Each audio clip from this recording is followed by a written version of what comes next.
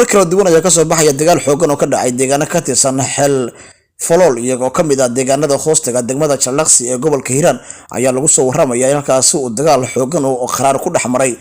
dagaalkaas oo xoogaystay in muddo aan ka socday waxa dagaalkaas u dhaxmaray ciidamo ka tirsan kooxda Al-Shabaab iyo sidoo kale ciidamada loo yaqaan Macawisleyda oo ku sugan gobolka Hiiraan kuna dagaalamay Al-Shabaab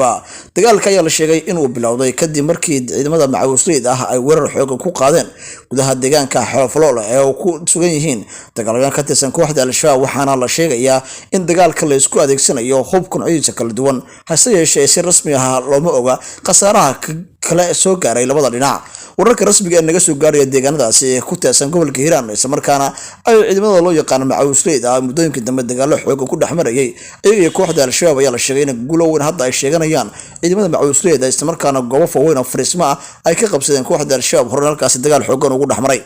ciidamada Macawisleyda oo dadka deegaanka ah oo la baxay magacaasi oo si rasmi ah isku abaabulay si ay uga hortagaan dhibaatada lagu hayo shacabkooda ayaa muddooyinkii dambe dagaalo xoogan ku dhaxmarayay deegaano ka tirsan gobolka Hiiraan waxaana deegaankaasi lagu magacaabaa xeel folool waxaana ka tirsan yahay gobolka Hiiraan waxaana la sheegayaa in khasaar labada dhinacba soo kala gaaray isla markaana si rasmi ah loo cadeyn karin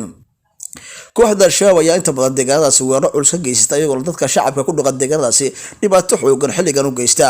ciidamada Macawisleyda oo ciidan gaar ah oo si rasmi ah isku abaabulay ayaa halkaasi dhibaato xoogan iyagoo ku geysanaya Al-Shabaab isla markaana deegaano fara badan oo ku tirsan gobolka Hiiraan kala wareegaya Al-Shabaab ayaa inta badan waxa ay halkaasi ka geystaa dhac iyo dhibaato aad u xoogan ay ku hayaan shacabka ku dhaqan gobolka Hiiraan ciidankan ayaa si rasmi ah u adkeysan waayay dhibaatada shacabka deegaankaasi lagu hayo isla markaana is abaabulay laguna iskuna magacaabo Macawisleyda